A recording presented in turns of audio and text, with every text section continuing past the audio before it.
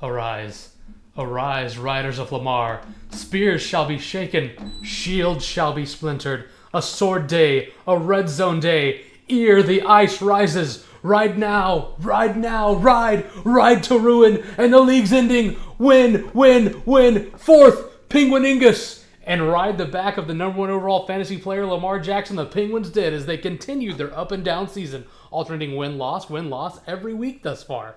Welcome in once again to the dungeon of the Doctors of Doom, where over the past few weeks, we've managed the impressive feat of gaining subscribers while simultaneously dropping in views on our episodes. But for those of you who still listen, thank you for being here, where I am your host, Alex the Shark Sparks, and with me as always is my passenger princess, Mitch Top Dog Black, as well as the man who managed to rack up 55 points from his quarterback and defense, but still managed to lose, Vinny, no more overtime Santucci.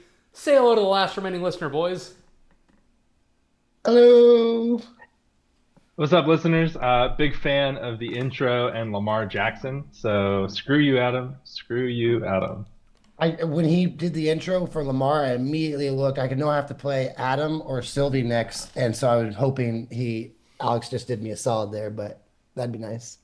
Yeah, so I went through to see whose teams I've talked about during our intro, and it's only been about five or six teams Mitch and I have talked about twice. So I was like, well, you know what? I need to talk about someone else. Before we, I'm going to go into the league recap like I always do, recap this week of the league. But before I do, anyone have anything they want to talk about before I go into the league recap? If not, we'll just hit everything there. Go for it. No, let's go for it. All right, so we'll start with a real depressing one to look at here. The formerly 1-7 Aussies took on the 7-1 Sharks, and Austin picked up a win. He deserved to win last week when he scored 100, yet he gets the win this week when he scores 76. A couple things contributed to my loss here. One, Dak Prescott, known for his garbage time, he got hurt before garbage time. Can't give me points when he gets hurt before garbage time. Also, just started the wrong players here. Tillman and Otten both popping off on the bench while, Pitts and Downs combined for 7. So if I make the right coaching calls, I get the dub here. But yeah, didn't deserve this one. It happens. It's frustrating. Also of note, having to get rid of get a new quarterback. We'll come to that in a minute. So yeah, moving on. Wait. I want to stay with it real quick because I'll go back to your team and show them So I asked you a couple weeks ago if you're going to stay with Kraft or Pitts, who was your guy, and that's because to me it was so obvious it was Kraft. You went back to Pitts and then got so angry you dumped him to Sylvie. Well, no. So okay, well hold on. I went back to keep in mind it was odd and not correct. Well, the Pitts wasn't the wrong call, right? So oops, wrong person. So it was Kraft originally because you started Kraft over Pitts, but sorry, but the week I started at Pitts over him, Pitts got 21 and Kraft got 20. So correct. Even though they both played amazing, Pitts was the correct start. However, Kate Otten has just been an absolute monster. I can't not start Kate Otten. I asked him in our group chat, and you didn't respond, but everyone else did, and it was kind of mixed, and I just decided to go with my gut. I like guys who get the ball, and over the last couple of weeks, nobody's getting the ball like this guy. 10, 11. Look at those targets. Gotta love it. I had a late work night last night, but sorry, Benny, go on. What do Otten and Tillman need to do to crack that starting lineup? That's what I'm trying to figure out. Especially when he picked up Tillman. It's such a brilliant move. Tillman, the reason I didn't start him was because I thought Josh Downs with Joe Flacco would be good this week. That was obviously way off base. And then Tillman, I can't start this upcoming week because of the bye. But yeah, the reason Tillman didn't crack the starting lineup this week was just because last second I swapped to Josh Downs. I actually had Tillman originally, made the swap. But anyway, I am making a trade, which we'll talk about. I guess we'll go ahead and cover that. Probably going to be the first time in league history someone has traded for the same player twice in one season. For those who don't remember, I did trade for Kirk Cousins at the beginning of the season after the draft. Dropped him. Sylvie snaked him from me, has been benching him. She finally starts him this week. But then I worked out a trade deal. She's got no tight ends. I had two. So I ended up trading her Pitts. But we'll get to that in a second. Wait, hold on, Alex. Going back to Otten real quick. After these last 2 weeks, I was very interested in who was going to. I asked on the podcast, does someone assume Godwin's role or that type of thing? And Vinny answered, and you answered. But what I've learned over the last 2 weeks, it was I forget which analyst I was reading. They have literally slotted in Otten into Godwin's routes. have given Otten like tight end routes, have taken away, and they have given Godwin's wide receiver routes like a good chunk of them. I forget what analyst I was reading was like it showed the percentages of Godwin, like the certain routes he ran on certain plays that they already had during the year, and then they showed Otten the last 2 weeks. Besides the week Godwin got hurt at the end of the game, the next 2 weeks he's actually literally ran the same routes Godwin was supposed to run. So the answer is they didn't give any of the other wide receivers Godwin's role. They gave it to Otten. Otten is a must-start tight end in any league, any place, anywhere. Well, and that's why I ultimately made the decision to part with Pitts. Because I've been happy with Pitts. Now this week, obviously, it was not a good week. He only had one target, even with Drake London being hurt and Kirk throwing 3 Ts. I'm not sure what that was about, but that's not why I moved off of Pitts. It was because of what you just said. You know, the concern was when Evans comes back, does that hurt Otten? Well, if Otten is running Godwin's routes, and the answer is no, because Godwin did just fine with Evans there. So that's why I wanted to stick with this. But anyway, you go back to the recap. Sorry to derail it. So, moving on to you versus Cameron. Got a feel for Cameron here. Has this ever happened before? A quarterback throws for 5 TDs and loses in DoD? Joe Burrow threw for 5 touchdowns. Cameron scored 111 fantasy points, and he still had a significant loss because your entire team, led by Jackson Smith and Jigba, just popped off this week.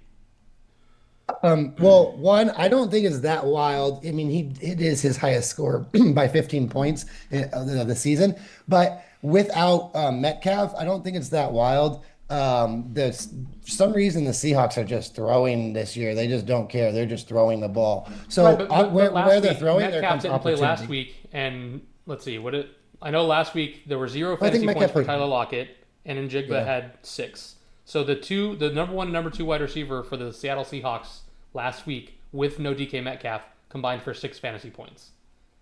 So I would argue that him getting 30, and I forget what I know that Lockett had a touchdown, so Lockett probably had at least 7 or 8. Like that's a huge difference. Okay, so I guess what I'm trying to say is more importantly, like with the way Seattle's throwing the ball so much, it's just going to be matchups. It's going to be whenever Seattle goes up against a secondary that can't cover them, the Seattle wide receivers are going to do good because Seattle's just throwing the ball nonstop this year. So, but I did ask you guys. I'm not knocking you for like it was a good start. Like I'm not like knocking that at all. I'm just saying like 180 yards and 2 touchdowns is insane. 30 points from 30 points from a guy who is technically a wide receiver 3 is a big deal, right? I realize he's now running the Metcalf routes while Metcalf's out, so it's not quite a wide receiver 3, but like when he's drafted, right, when we're doing our fantasy drafts for the year, he's a wide receiver 3 on his team, dropping 30 fantasy points.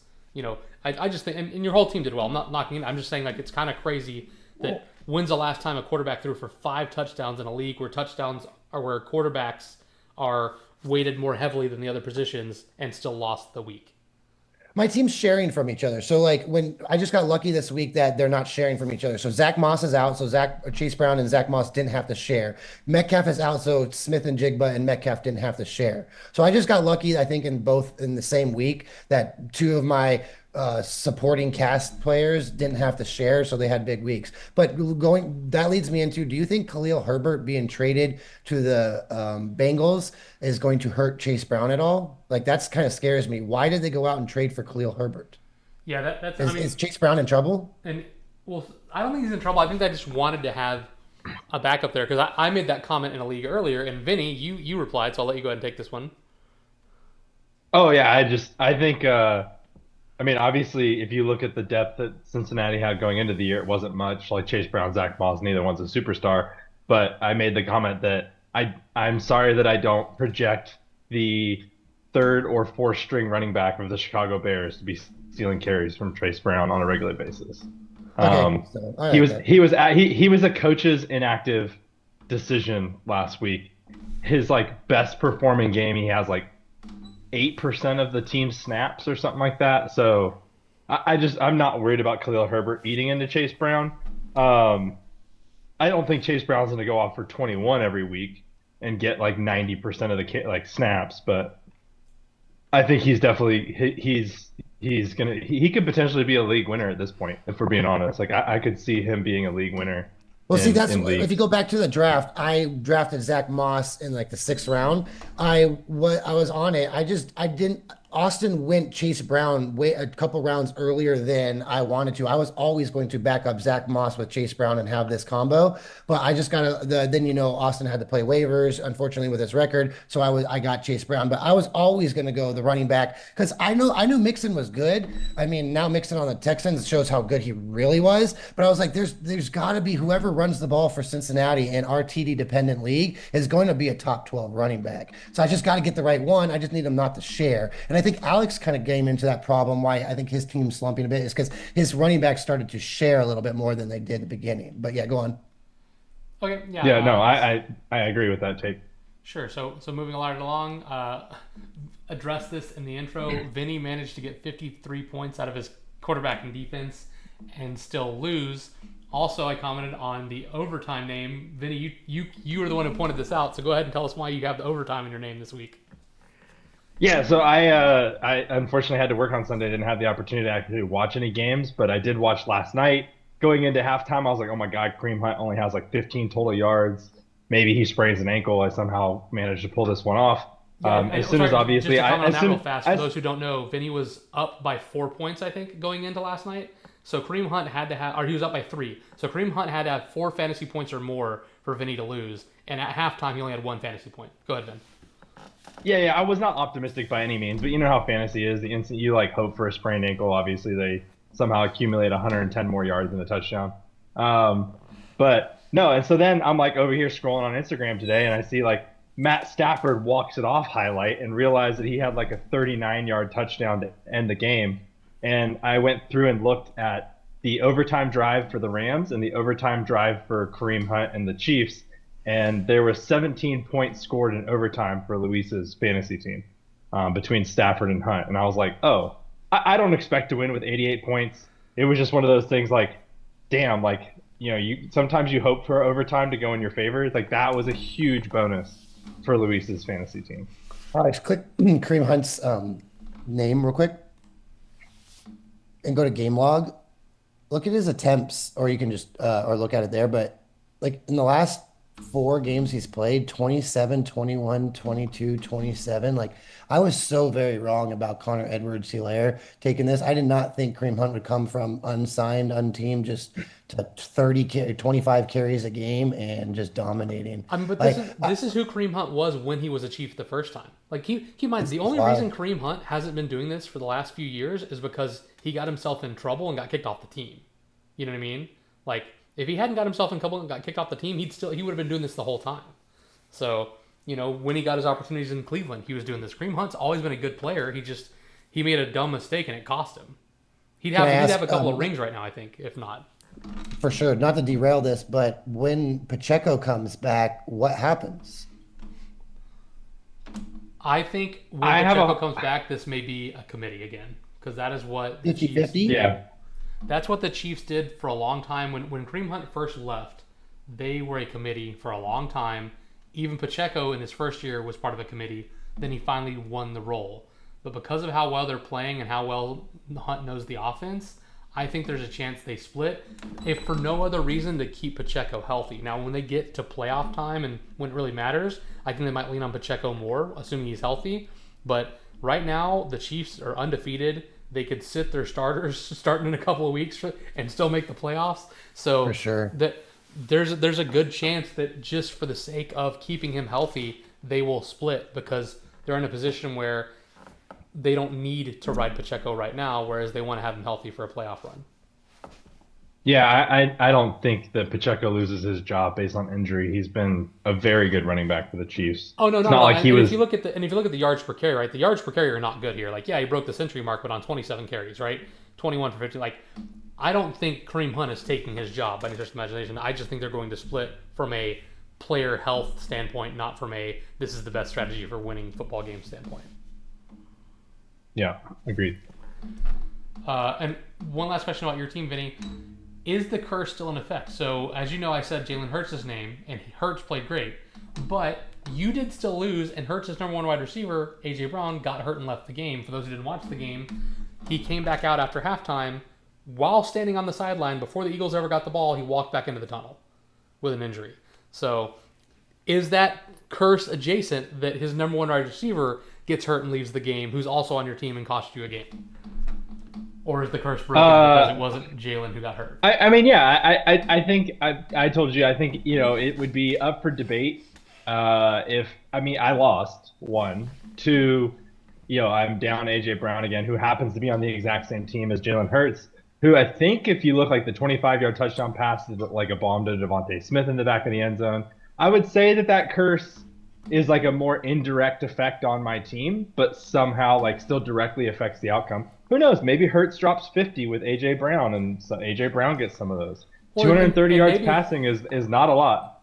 And maybe the curse is just the team and not the player. The player isn't as relevant as the team. Who knows? But yeah, moving. When on. I looked at this game, I said the first thing I thought about Sunday night was, oh, Vinny, welcome to a league where the rest of us have to play without a tight end. Because if you look at Kittle's, he gets like 10, 12, 14 in the last 5 weeks or whatever. I haven't looked at it, but Kittle's, I think he's getting like minimum 10 a week in the last month and a half, right? 18, 9, 17, 12, 10. Yeah. So welcome to the rest of to fantasy, like the rest of us, Vinny, where you don't get 12 points from your tight end. You're going to lose some games. If you get that 12 points, does that make him win? Oh, it still puts him like maybe a 1 or 2 point loss, but you get what I'm trying to say. It's Vinny had to play fantasy like the rest of us because nobody else is getting points from tight end except for Vinny. Well, yeah. Ironically, all that stink I made about him getting Kraft and no one playing waivers for tight ends, and Kraft finally has a bad game. Kraft has his worst game, and then I just love the fact that like the only person on my team that scored touchdowns was Jalen Hurts. Like it is just painful to see. Yeah, moving right along. This game, this game had so much potential to be epic. So Break wins the game. Another nail biter. I mentioned in the intro that he's very up. Like he literally goes win loss win loss win loss. Like he's done that every single week this season. Based on that, he should lose next week, just based on the weird pattern he's got going. But he also, as we talked about last week, has the worst luck. If he had managed to find a way to lose, scoring 104 this week, it just would have been hilarious. And Chris almost pulled it off with Patrick Mahomes. Patrick Mahomes was storming back, and that game went to overtime. Like, oh man, there was a chance there. We just, too many guys let Chris down. If he wasn't, unfortunately for Chris, he's just, instead of running a football team, he's running a hospital ward over here. Nothing but injuries left and right for Chris. I mean, his kicker, 3 extra points and leaves the game hurt. A single field goal and they win, right? Drake London leaves the game hurt. Yeah. In like the first or second quarter, like, a lot of stuff could have gone different. Patriots give up, like 400 yards exactly, 309 to, and it's just like, it's so close across the board here. Could have been even more epic with Brake losing another nail biter, but he gets the dub. I'm not anti-Brake or anything. I just think it's funny. He's been so unlucky. So, well, a 1 yard and 5 yard touchdown by DeAndre Hopkins last night. I mean, if I was Chris, that's like just painful to watch. Like when you like need your quarterback to throw touchdowns and like you get both the 1 and 5 yarders go to the other guy's wide receiver and just cancel each other out like that.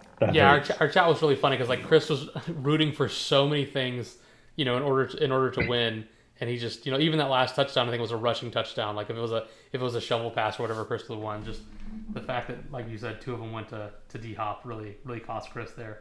Anyway, moving along. Did he get 108 or he got 18 points out of Cortland Sutton with a passing touchdown? Yeah. Oh my God! A 2-yard passing touchdown. But he also caught for 122 yards. Yeah. Anyway, it was also the only touchdown of the game. Yeah, for Denver. Yeah, for Denver. Yeah. Which is funny because the Ravens have a really bad secondary this season. Anyway, moving right along. An epic comeback tie in this game. Speaking of comebacks, Dad went into this game having only Baker Mayfield left and came back to tie. So Matt now has 2 ties on the season, which is hilarious. Although I don't know. I mean, I love Dad's team, and I said from the start that I hope he doesn't go off the rails somewhere. And I feel like this week is when he made a coaching decision that was the wrong one. He started Tyler Algier, and he didn't start Rachaad White. Rachaad White is a starter for his team. Algier isn't. White scored 8. Algier scored 7. 1 point is enough to have won the game. It is worth noting the reason he had to make a change was Robinson. CBS still showed Robinson as projected to play. All the websites did. CBS, ESPN, and Yahoo, but ESPN on TV in the morning said he had been ruled out. And so, Dad made that swap, but because I texted him, I was like, hey, you need to swap running backs because it still says he's going to play, but he's not. And unfortunately, he made the wrong call and led to a tie. I mean, he's 7-1-1. He's fine. He's going to win his division, but it is interesting that he made the choice of I mean, I get that Algiers had a couple of good games, but Rashad White, even though he splits, is still technically the starter. I would have gone with him, and that was the difference here. But he once again made the right call at QB. Love was going to play. Love got 10. Baker got 22. So he's making the right decisions everywhere else. Just that one weird running back call, I think, cost him. But it didn't cost him. He still tied. But yeah, anyway. No, but this team's so scary. Like 137 receiving yards, no TD. 104 receiving yards, no TD. Like this team's like most weeks, Nolan wins this game. It's just he didn't have. I don't know. That's wild. Yeah. Well, and I mean, kicker that only gets 2 points, right? Which is crazy because Seattle scored 20, by the way. Like when you look at that, you're like, oh, so his kicker had 8? No, they went for 2 and failed a couple times. I want to know also how he knows to stop. Like who's telling him what site is he using to like pick and project Cole Kmet? Because he doesn't start Kmet on his bad weeks and then gets Kmet on all his good weeks. Like your dad's not afraid to pick someone up off waivers and bench Kmet, and then it's like it's worked out multiple times for him. It's well, Jonnu Smith has low key been a good tight end over the last few weeks if you look. So no, but I think if you go from, back, like, he even started. catches. Yeah. I didn't look, but I think if you go back and look, he started other tight ends each week. He's like picking up and dropping guys to start over Kmet and then picking the right weeks to start Kmet. He had to do with Smith again. And then I don't want to go all the way back and look at it. But yeah, it's well done. The only thing I'm nervous about with Nolan, does the tie or like when you go to standings or whatever, now that he has a tie, would it have been better for him to have the loss or the tie? I'm confused on how that works for the tiebreaker. Well, no, I mean a tie is always better than a loss. So historically, like I don't know how it works in this, but historically in most other things that have ties, a tie is worth 1 point and a win is worth 3, and a loss is worth 0. So gotcha. All right. Man. So like Matt having 2 ties is worse than Luis having one win. So Luis at 4 That's what I was 5, asking. Yeah. Okay. Yeah. Luis at 4 and 5 is ahead of Matt at 3, 4, and 2 because he has technically 1 more point in the standings. Speaking of, it wouldn't be fair to not address, Matt's coaching decision as well. We talked about this last week. Last week, Matt decided to not go with Kincaid. The 1 week Kincaid popped off and Matt lost. This week he went back to Kincaid, and Kincaid got less than Ferguson. So Matt 2 weeks in a row has been costed by his tight end. So if we're going to talk about Dad's decision, we got to talk about Matt's decision too. On the flip side of that, though, he dropped Carr to start Darnold because Luis dropped Darnold in the middle of the week. So if he doesn't, Carr only had like 12 or 14 fantasy points. So if he doesn't drop Carr and go for Darnold, he loses. Oh yeah, and the crazy thing about that is like I was also going for Darnold, but Matt had better waivers than me. But like Darnold was is a top 10 fantasy QB this year. And he's top 5. People just keep dropping him, not picking him up. I think I told Miles, or did I tell Matt, or maybe I don't know if I told Matt or Miles like week 2. I said if I could go back in time, I would have drafted James Cook in the 2nd round, left Josh Allen off the board, and I would have just taken Darnold because I didn't know Darnold was going to be a free agent for the first month and a half. I was like, if I got to go back in time with 2020 hindsight, that's what I would have done. Fair enough. All right, and then we move to the last game here. Miles quality dub against Sylvie.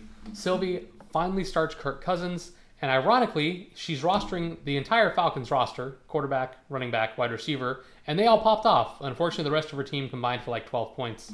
She also started the Falcons D. So, and she just traded for Kyle Pitts, although she is trading away Kirk Cousins, which I felt bad about. I wanted her to have all the Falcons, but yeah, I hope she continues to score a lot of points from my boy Cousins throwing to her players. But yeah, she starts the right QB, but it just wasn't enough because all of her non-Falcons players let her down, whereas all of Miles's players played pretty well. I mean, pretty good across the board. I think Kyron Williams the only one who really let him down this week.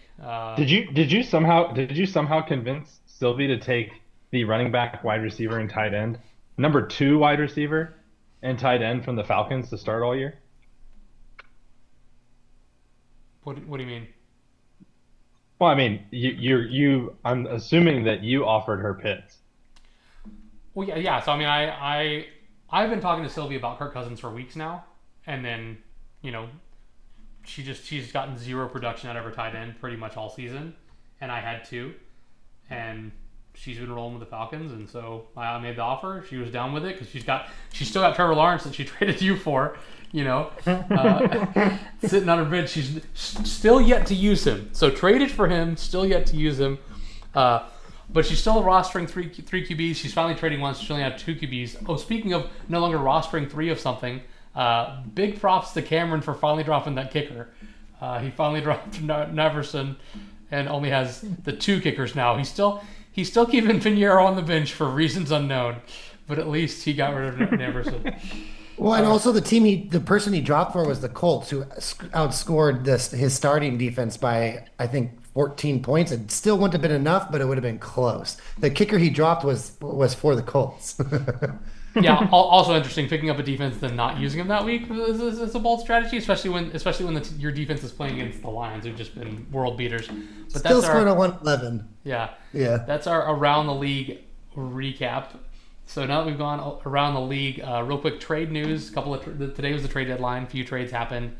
The most notable one, well, not notable, but just like potential fantasy relevant, because a lot of them were defensive players, right? Was Mingo, the wide receiver from Carolina, gets traded to the Cowboys for a 4th round pick, which is interesting because they traded away, their wide receiver 1, Deontay Johnson. They've traded away Mingo, who's their wide receiver 3, and Adam Thielen was also on the block today, and they were in talks with the Steelers to trade him to the Steelers. So, like, had they pulled that off, the Panthers would have had no starting wide receivers. Like, are they just like, I get that they're terrible and they're throwing in the towel for the season, but like, are they just not putting out a wide receiver next week? What about Leggett? Right? Leggett? Yeah, they do have Leggett. Right, but I started him in a couple leagues. But most teams roster 5 wide receivers, and they would have traded 3 of the 5, right? Which means you're elevating practice squad guys. If their only value is wide receiver guys, that even speaks more volumes to Bryce Young. If the only guys they can trade that actually have value to other teams in the league are wide receivers, it's like that makes Bryce Young look even worse. That's true. That does tell you how bad Bryce Young is. That's so. Yeah, but how about the fact that the Panthers get more value out of Mingo than they do Deontay Johnson? Yeah, that's wild too. From a trade capital standpoint, this yeah, is the NFL will elude me forever, because it would make one thing if like the Panthers got rid of all of Deontay Johnson's contract, but they didn't. The Ravens are paying the minimum on Deontay Johnson's contract for like a 6th round draft pick. I just don't understand the NFL and decisions that are made sometimes. Yeah, well, I think so. I think the reasoning behind that is just that. I mean, first of all, I do agree. I think it is crazy, but Deontay Johnson is on the last year of his deal. He's not going to be sticking around, so they wanted to get something for him. Whereas Mingo's still on a rookie deal in his 2nd year, so you still get like whoever trades for Mingo gets him for 3 more years. And allegedly, the Cowboys really liked him coming out of the draft. And look, if you're someone who's like, you know what, I think this is a good player, he's just on a terrible football team, you might be more willing to make that risk and make that pickup. You know what I mean? So, especially the Cowboys haven't been able to pass the ball all this season. So if you're sitting there and saying, well, and I think the issue is the running game, obviously, but if you're sitting there saying, well, it's only because we only have 1 wide receiver in Lamb, we don't have a 2nd one, then maybe that's where Jerry Jones is coming from when he makes that deal. But again, it's interesting, but I understand it from a business perspective. This is a guy on his rookie deal I get him for 3 more years versus this is a guy I get for 9 more weeks. Yeah, sure. Yeah. That makes sense. But yeah, Vinian was saying a good point earlier. I don't know if it was on air or not, but he was saying like, what do they value? Like, how do they value an aged player versus a younger player? Because it's like with Lattimore, right?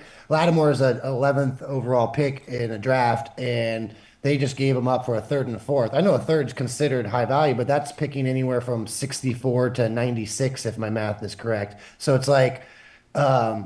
You have to be bad for a whole year to get a player like Lattimore. I know he's about to turn 30 or whatever, or 20, 29, 30, but like, how do you value, a 3rd round pick now versus a 30-year-old player is just wild to me. It's like a car. It's depreciation, right? If you go buy a $50,000 car at a car dealership, the minute you drive it off that parking lot, off that dealer lot, it tanks in value, right? Because it's no longer a new car, right? So yeah, Lattimore was a 1st round pick, but that no longer applies now that he's almost 30.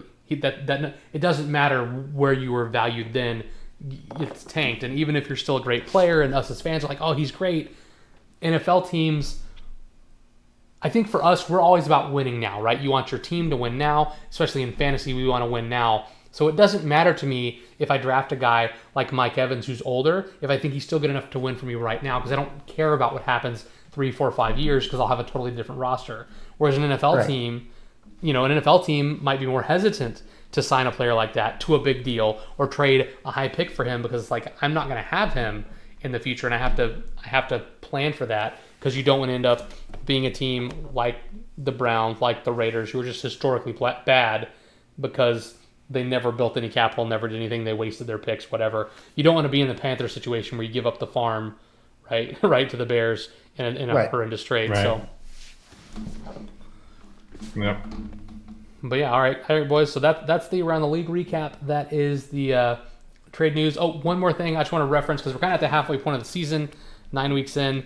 Let's go over the pie bets real quick. We've talked about Cousins and Darnold a little bit already, so I want to get an idea of how you're feeling. So for those who don't know, the pie bet was 16 games, 4,200 yards, 30 touchdowns. So as it stands, Cousins has played 9 games, Darnold's played 8. So I'm doing this based on their average. So on average, can you show it on the screen? Can you show it on the screen as you do it? Oh, sure. I can go to the players. Yeah. Hold on. Yeah. So go on. Sorry, I apologize. Yeah, no, you're good. So let's show all the players at quarterback here. So currently QB7, Kirk Cousins. Kirk Cousins is currently 30 yards behind the pace. So you need to be right around 23.60 to be on pace right now. So he's almost there. And when you consider his first game, he only threw for 155, and he's been much better ever since. I think he's looking good to get back on pace and meet the yardage total. Touchdown total, he's right on pace. You need to be about 16.5 right now. He's at 17. So Cousins looking pretty good. Little below on the yardage, but like I said, he's looking really good. Darnold, on the other hand, not so much. So touchdown-wise, he's only played 8 games. Darnold's looking great touchdown-wise. He's way ahead of it. Yardage-wise, he's about 200 yards behind right now, the yardage total that he needs. So as it stands, Mitch, you're going to need him to pick up some yardage in order to get where you need to be.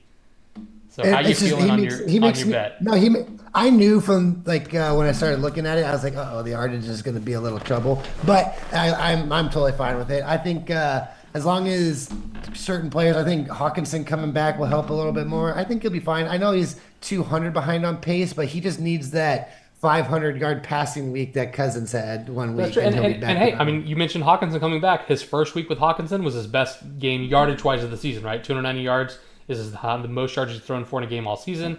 This is the first game with Hawkinson back. Hawkinson definitely was featured a little bit. So for sure, I mean, it's possible, but he's got a lot more heavy lifting to do than Captain Kirk does as it stands. The other pie bet was not looking so good for me. Sparks and Blacks. That one's looking a lot better for me. I'm up 3 games in the division with 5 games left in the regular season. So, barring a catastrophic collapse, which I really hope doesn't happen, knock on wood, I should be good there.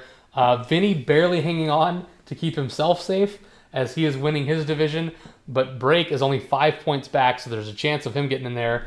And then the last division, Mitch, as of right now, you'd be the only black in the playoffs as the wild card because of your tie, and then Dad, winning the division. But that one still, there's a chance you can close the gap there. So I've been closing the gap all year. There's a lot still to get. I mean, that tie was huge for you, honestly. But there's a lot still to play. But if the season were to end today, we would have 2 Sparks, 1 Black, and a Santucci in the playoffs. So Mitch would be getting pied. Everyone else would be safe. However, if Brake were to sneak in, we could get the sweep there. If Miles were to make a comeback here, because Miles is only a game back. If Miles were to make a comeback here, and Mitch gets in, then we'd have 2 and 1, and then Vinny and I wouldn't be safe. So it can still go either way. As it sits right now, it's looking a lot better for me and Vinny. But this could still go any way. Honestly, this bet's still very live. As someone pointed out, I can't remember Austin, Chris, Matt, or Miles. Someone said that I picked you, me, Nolan, and Adam as the 4 playoff teams, and then I made a pie bet against 3 of those teams. No. The reason that pie bet came about is I picked all the Sparks as mine, and you picked all the Blacks as your, and so that's why we made the pie bet. No, we were doing. If you do who I thought the best teams, I picked Luis, Adam, Nolan, you, and myself as like the potential playoff teams. I said I'm not going to pick someone in Adams and Vinny's division because they're all going to fight for it. So I picked you, Luis, me, Nolan as the four. But really, I said if I had to pick, it'd go to Adam because of Lamar. And so I made a pie bet against it. I just think that one's fun because I'm not going to take any pie bet that's not as Matt and I on the same team. So I definitely took that one, knowing I might be in trouble this year. But if Matt didn't tie it and he went 4-4, this could still be potential. If he went 4-4-1, 3 games back with 5 games left is a lot easier to catch you than. Yeah, well, Matt's effectively 3.5 games back, right? Because like, yeah, right, exactly. yeah, because of the double tie. Because yeah, Matt would have to Double tie. He would have to win 4, and I would have to lose 4. Yeah, You can pie me up right now. yeah. I mean, if I go 2 and 3, Matt's mathematically eliminated if he loses the game. So yeah. Matt's not going to help you out, but we still have a chance with Miles. Miles can still get there for you, right? Like Miles is only a game back in his division now. He is a division game back and points back, so he's going to actually need some help. But I mean, he does get to play them, right? He gets to play both these teams. If he wins both these games when he plays those teams, then he just needs Vinny to find one other L. So Vinny and Adam are basically now rooting for me to take an L every week because one of them wants the wild card, and the only person they're going to have to compete with is either Nolan or myself in points 4. If I can actually somehow catch Nolan might, if he can catch some bad losses, he's still going to have great points 4. So the first tiebreaker is division, and then but for wild card, first tiebreaker is points 4. So I think Correct. this is going to be a very, very fun finish between like 2 or 3 teams. yeah, so for wild card, your half game is the only reason you're ahead of break because break would have you in the points 4 category, but the wild card, Correct. The tie helps you out. So Yeah, my long-winded way of what you just said perfectly. Yeah. I don't think our division gets a wild card though. I think I said this last week that there was very real 2 top scorers. implications that we're all going to beat each other up. I mean, we're all separated by a game, and the top 3 are separated by less than 50 points. So all that means is like one bad week from either myself or Adam. Miles can go on a run. It's going to be a bloodbath. yeah, there's 8 teams this year within 100 points of the leader, which so far he played 9 games, right? So that's 8 teams within 10 point whatever points of the leader, which is pretty impressive, right? Or not 11 points of the leader, so that's like on a per game basis, which is pretty good. I mean, that's still 100 versus 89 is still a gap, but it's pretty close compared to how it's been in other seasons. I feel like with only a couple of teams really lagging behind in the playoffs. I got a question for both of you. Yeah. If you guys switched your guys' schedule, so like if Vinny had Adam's schedule and if Alex had Adam's schedule, what do you think Vinny's record would be? You get what I'm trying to say? If you switch, if Vinny had Adam's schedule, like if every week Vinny played the guy Adam was playing, does that make sense? I mean, breaks up some pretty bad luck. It's hard to say. I mean, it could be like 4-5, 5-4. I mean, I don't know. It might still be around the same thing. Yeah. It is I would say exactly the 3 same for and both 6. of you. Yeah. 5-4 for both of you.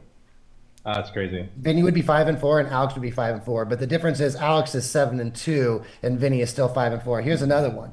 If you guys had Nolan's schedule of difficulty, what would Vinny's record be and what would Alex's record be?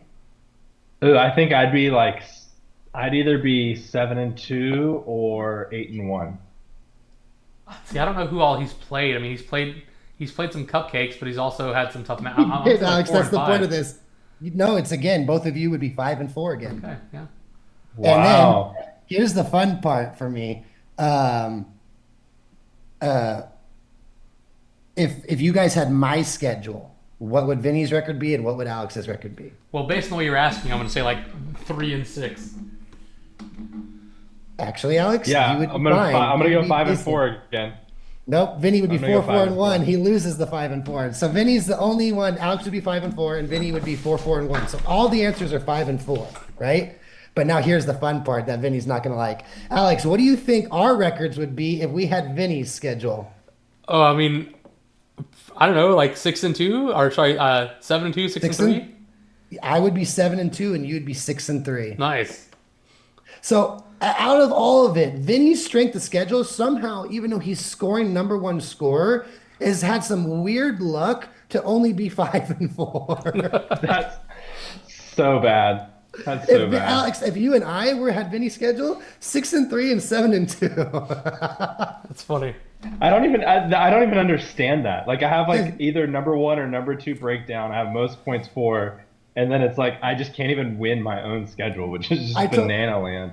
I told Matt, I think it was Matt or Miles. Someone had a funny line. I told Matt and Miles that stat. And I was like, I don't want the podcast to be about me and like putting down Vinny. And one of them's like, oh, don't worry, Vinny and Alex are both good at math. They'll get it real quickly.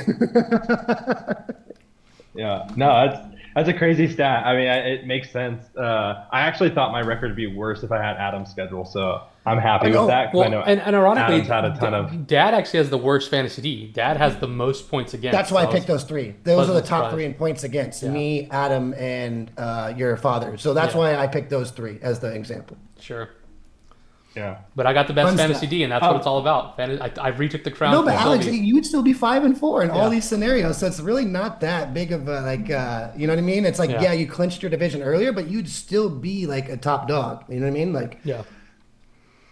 I think what's interesting is that I actually think the interesting thing about it's crazy. The interesting thing about that stat is it tells me that there's a lot less parity in the top teams this year than I think.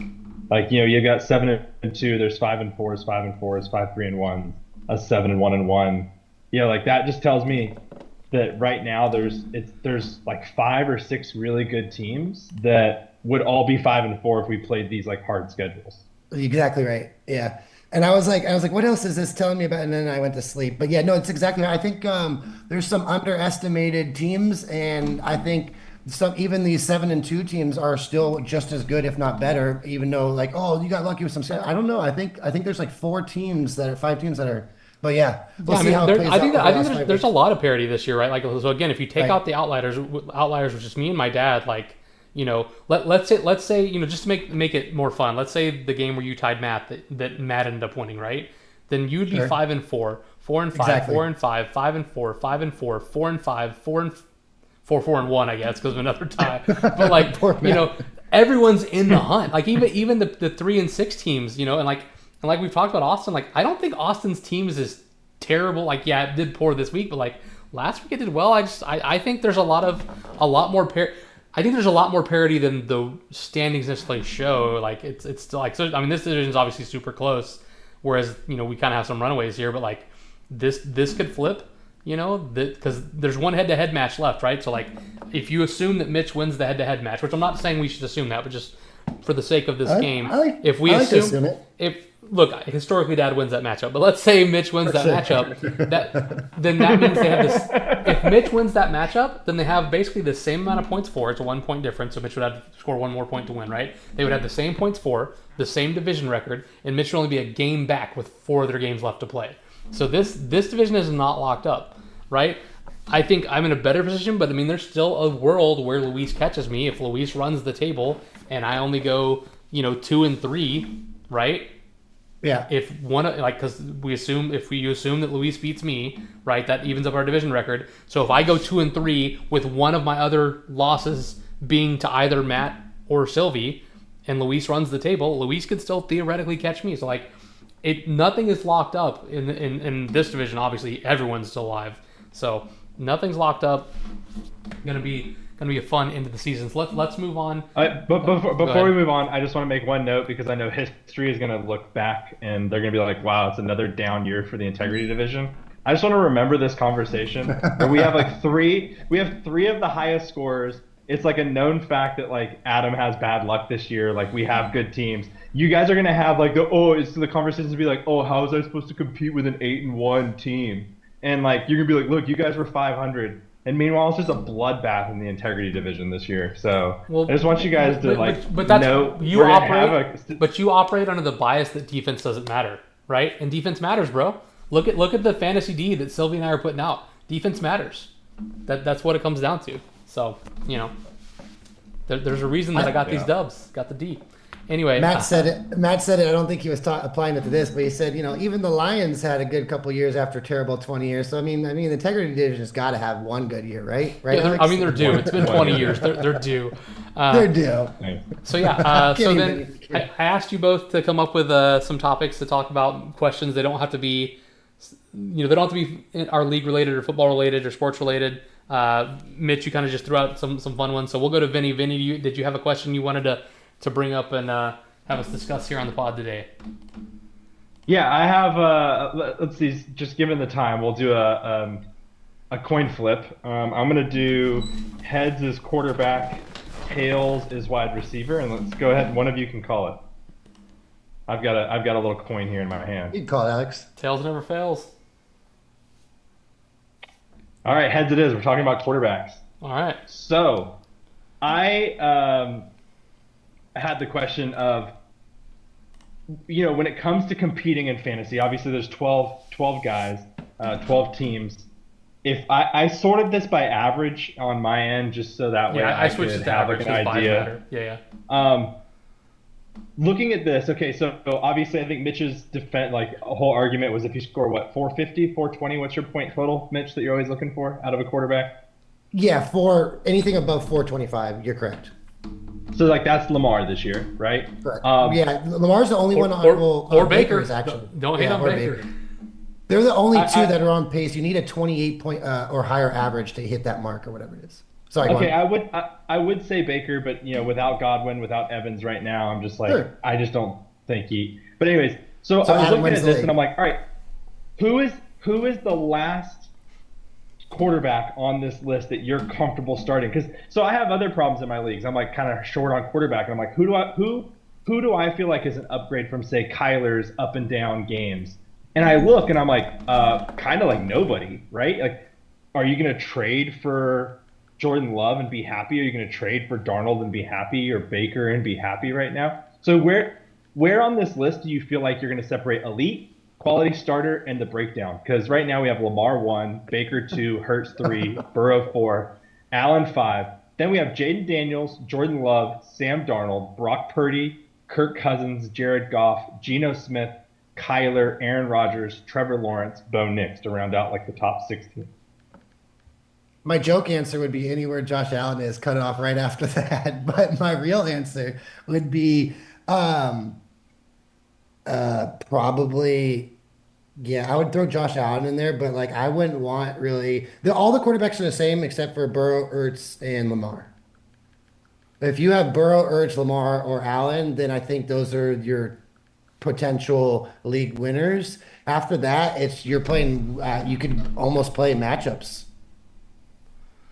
Yeah, and I mean, think look at that's kind of Miles. the point that that's kind of the point I was trying to get at is like, we talked about how deep quarterback is this year, and then in reality, it just ended up being a top 4 all over again. Like, I agree. Jaden what's Daniels crazy? can sneak in there. The Lions are scoring more points than anybody, and yet look how low Jared Goff still below Justin Fields in points per game.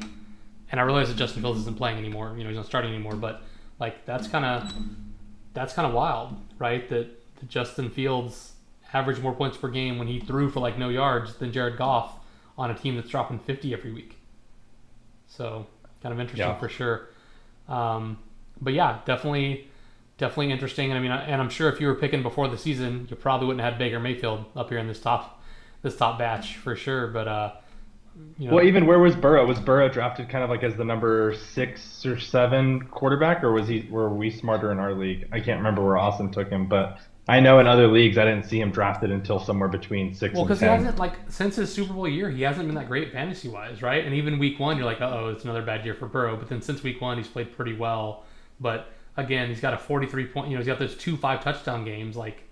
And I'm not saying you can take those out because you can't, but I'm saying like his average when you take away those 2 games, especially when you consider the guy who rosters him didn't even win the game, he scored 39.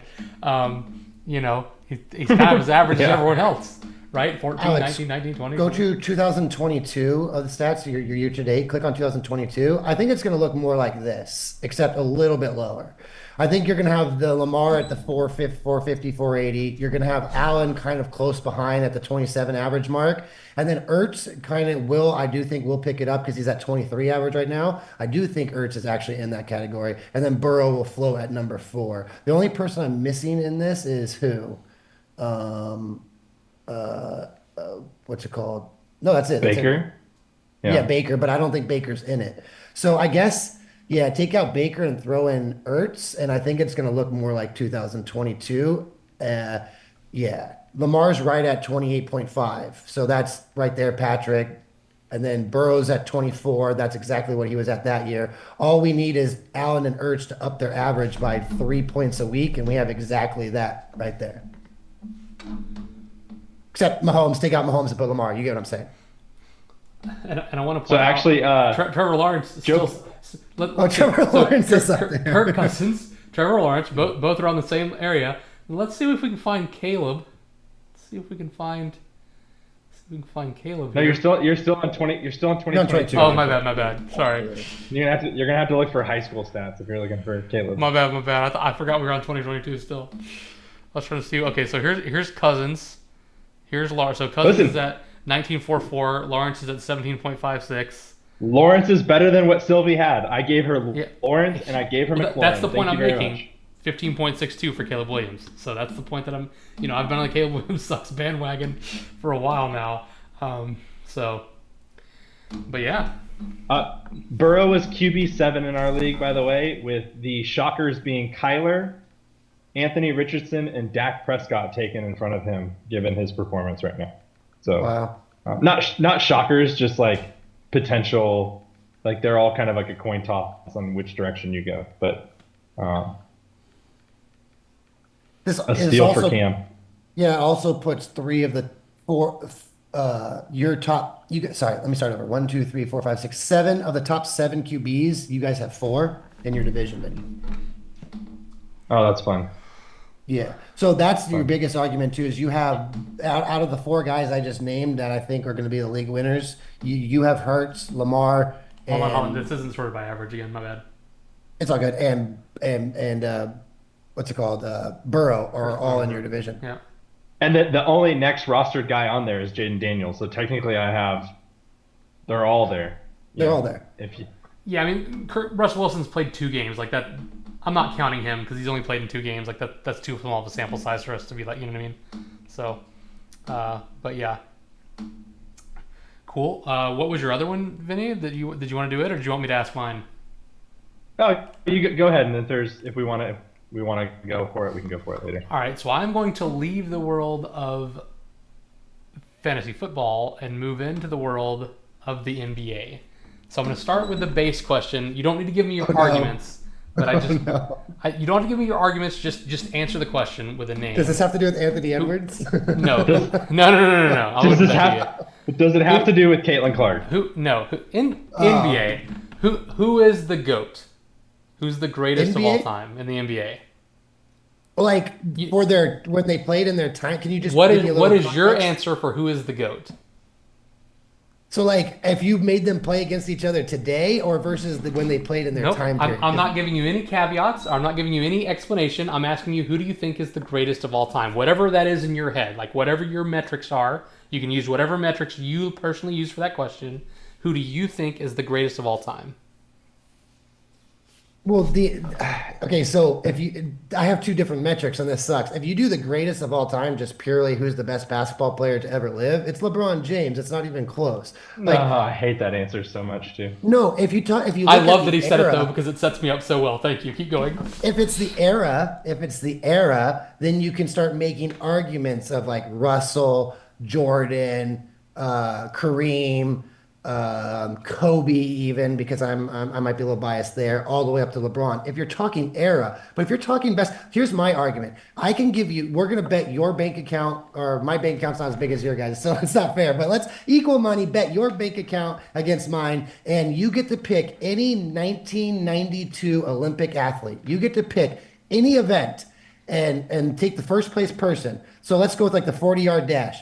Are you taking Linford Christie over Usain Bolt or oh my gosh, what's his name? Who just won the gold for the U.S. The track. What's his name? I know who you're talking about. Lyles. No Lyles. So are you taking? And you have to bet all the money in your bank account. Are you taking Linford Christie over Noah Lyles or Usain Bolt. My argument is purely that the medicine and science and athleticism and the talent of the players have gotten so much better generationally that if LeBron James played Jordan or, just there'd probably be 10. People hate hearing this, but there's probably 10 or 15 guys that are way better than Jordan was. But for his time period, Jordan was so much farther ahead of his peers. So that's why this question is hard for me. Are we talking about for their era? Because no one's taking Linford Christie over Noah Lyles. I promise you, no one's making that bet. It's statistically wrong. Like, you take the gold medal winners of any event in 2022, 2024, and place them against the 1992 Olympics, and their time smashed them.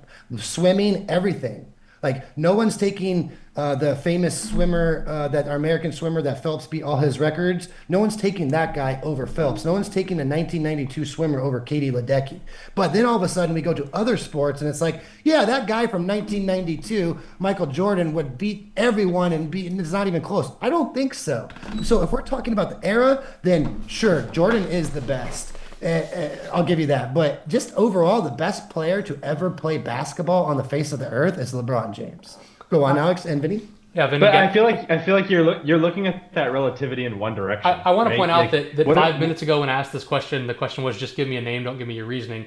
But Oh, go sorry. ahead. Go ahead, Oh, Vinny. I missed I'll that give you the part. floor because I hadn't got to the I real missed that question part. yet. I missed I that hadn't part. got to the I'm real sorry. point yet. But no, that's fine. Go ahead, Vinny. I'm so sorry. No, you're good. No, the only thing that I want to kind of contradict in Mitchell's argument is like you're assuming that these people are better because of the era that they were lived in and like what the technology and the knowledge that we have now. Where if you translate that in reverse, like would LeBron be as good in the 50s, or would Bill Russell be as dominant in 2000s if they had the same technology and the way that they're developed is the same? So I mean I get what you're saying.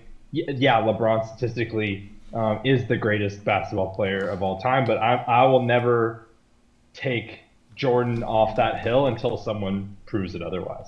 I think Jordan revolutionized basketball. I'm going to step in there so we don't get too far off topic. So the reason I prefaced that question, full disclosure, I do think that Jordan is the GOAT. And one of the arguments that people use in that debate is call me when LeBron has 6 championships, because that's an argument that LeBron can't make. Jordan can, right?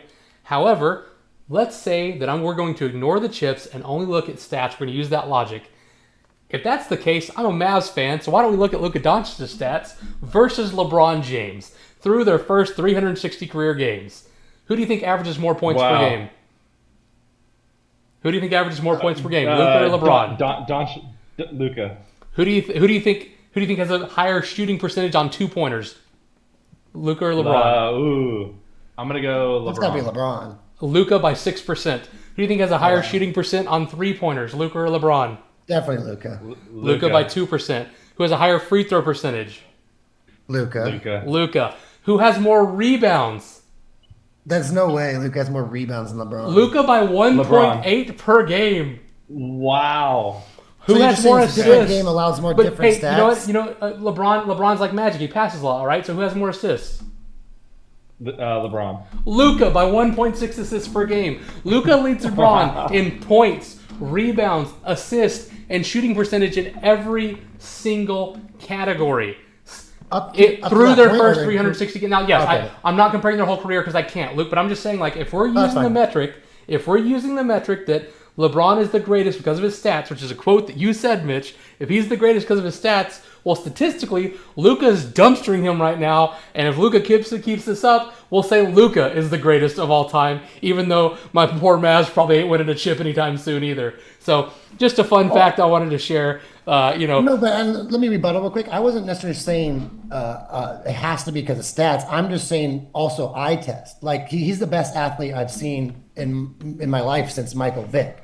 And Right, you know how much I love but if Michael that doesn't Vick. translate to wins, what does it matter, right? If it doesn't translate to you on the court, what does it matter if you're the better athlete, right?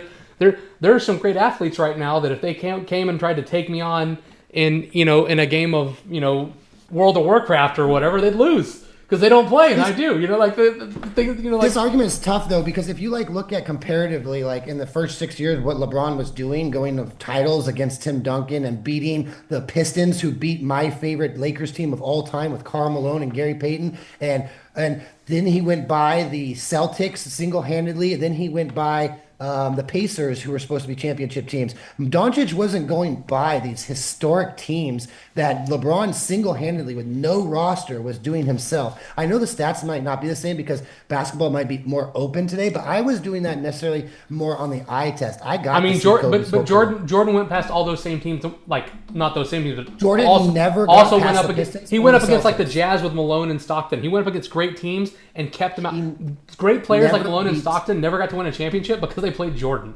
So, like, but again, I'm not LeBron using championships single-handedly as part of the ended argument, right? I'm just using stats. Yeah.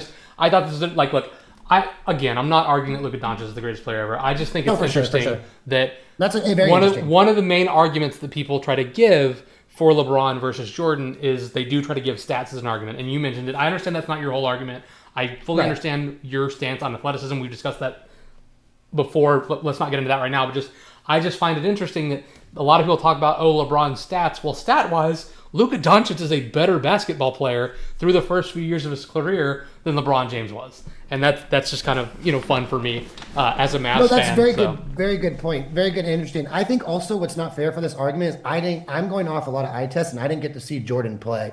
Like, I'm born in '87, so it's like I didn't get to really see how pivotal Pippen was to his success, or was Jordan just on the path of automatically winning no matter what? Like, I don't have that eye test. Like, how much did taking Rodman from the Bad Boys really solidify Jordan's career? I don't have that eye test or knowledge or ability. So that's why I hate this argument so hard for me, because I'm going off what I've seen and what I've religiously watched in sports my whole life. And it's very hard for me to LeBron's like the greatest athlete I've seen since Vic. So it's like, that's why, yeah, if you want to go straight stats and everything, that's very interesting. And it'll be interesting to see what happens, in the next 15 years to the next generation of players. And if you want, you should ask the Edwards question. I promise I won't get upset. No. We don't have time. We don't have actually- time to get into that one. Go ahead. We can No, leave it I as a think that's- cliffhanger for next week. I think it's a really good debate. It's fascinating stats.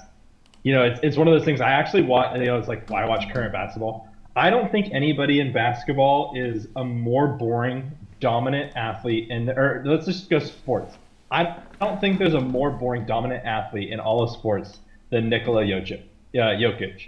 And if you just watch him play, it's just like, it is just such an interesting thing to watch. And yeah, if you're going to go on stats, I think he has the opportunity to put himself in GOAT status. If he puts together like 4, 5, 6 more years of what he's doing right now, is there a way that you leave him off? He is a unanimous MVP every year, and I honestly think the only reason he's not winning it right now is because they're like, we can't give the MVP award to Jokic every single year because he's just a boring athlete. Like, the year he finished second was just a charity case. Who'd they end up giving it to? Like, Embiid that year? Like, that was just a charity award to Embiid. Like, everybody knew Nikola's season was better. Oh, one more stat that I forgot to give. Who do you think had more first-team All-NBA selections? So, again, Lucas played this through his first 4 seasons. So, who do you think had more, first-team All-NBA selections, Luka or LeBron? I would say LeBron if I had to guess, but I know it's going to be Luka. It's going to be Luka, but I would guess LeBron. LeBron had 2 out of 4. Luka went 4 for 4 on first-team All-NBA in his first 4 seasons. That's crazy. Yeah. Anyway, one last thing on the NBA topic, slightly related, because we are running out of time. Thoughts on Bronny James in the NBA? For those who don't know, in his preseason and season combined, my man is averaging shooting percentage below 25% in the NBA. What do you guys think about, Bronny being in the National Basketball Association? As a lifelong Laker fan, I could care less. Yeah, Like, I'm a huge Laker fan. Well, that's why I'm asking, because I know you're a Laker fan, Mitch. That's why I'm curious to know, like, your opinion on that. Like, some people hate it because it's just nepotism, but at the same, like again, if I'm LeBron, so I'm clearly not a huge LeBron fan. That being said, Yeah. I have no beef with LeBron for wanting his kid to play on his team with him. I have nothing against that. I don't have kids, but like, If I had the opportunity to bring my brother or my cousin or my dad on like a team with me, I would absolutely do it. So I'm not knocking him for that, but I'm just curious, you as a Laker fan, and Vinny, I imagine you like the Lakers at least more so than I do because I just don't like them. What your guys' thoughts are on that? I went through, so I mean, you can even like ask them. I go to bed watching Laker games. I don't miss more than 60 of the 82 games a year. For me, I love it. This is a Laker story, and the rest of the country can just mind their own business. Who cares? Like I went through a time period where I watched Kobe yell on the court. He's only out there because his MF and dad was a Hall of Famer. He's only out there because his dad was great. And he's talking about Walton or whatever. And Luke is one of my favorite players in the NBA ever, and ended up becoming Lakers head coach during our down years and got us through tough times. So this is just a Laker thing. This isn't an NBA thing. And if LeBron wants to keep playing for the Lakers, and the caveat is we have to have his son on a 12-man roster spot, who cares? Like Kobe had a son that wanted to play. No one's going to care. Like, you let the kid play, and if it comes down to a playoff game where it's like a 3-point game and they put in the son, then we're having a different discussion here. Right? You know what I mean? Like, that's not going to happen. Until that happens, this is a no discussion for the rest of the league. Leave the Lakers alone and let us have our little thing right now. let me go ahead then. I'm a Laker fan. I'm not a big LeBron fan. It is what it is. I also don't think we've necessarily been any better since we had LeBron and Anthony Davis outside of the COVID year. So it's like, okay, cool. We've had 2 superstars and we like routinely finish as a 7 or 8 seed. So that's like really fun. But I don't really care. I don't think Bronny James is good enough to be in the NBA. He definitely wasn't good enough to get drafted. But if you're taking a roster spot for Bronny James to just sit at the end of the bench when you're never playing all 15 anyways, I don't care. Like, if you do that to make your superstar happy, you do it to make your superstar happy. I think it's too big of a deal. Like, we can all agree that Bronny James is not good enough to be on an NBA roster and it's going to piss some people off. But like, when your dad is LeBron James, you do it. Like, look at the NFL coaches. Do you think NFL coaches care that their son is like the wide receiver assistant? No, like, they don't care. They're like, he's trying to learn. He's part of this tree. He's going to work his way up. Like, do you know the names of the Belichick kids? No, but they all have jobs under Bill Belichick. You know what I mean? So it's like, it is. Agreed. Also, here's the other thing too, Vinny. Like, David Stern did a very good job of hiding this from the news because they didn't want the Lakers, Jerry Buss passing and leaving it to the Sun, and the Sun royally screwing everything up to where Jeannie had to win the Lakers through court. And everyone was like, this is going to be a 5-year court process or whatever. And that whole thing was passing to your son. Well, he should have passed it to the daughter, and we would have been fine because Jeannie is amazing and eventually will one day run for politics. But I just think it's really rich that the Lakers are like they're not going to sit here and criticize anyone for what's it called, nepotism for their son, when the Lakers went through a decade-long court case of the son getting ownership who definitely did not deserve it. Like, his biggest claim to fame was running the G League team and drafting Andrew Bynum. Like, and there's a lot of cases that could be made that wasn't even a good pick. It was just one good year against the Celtics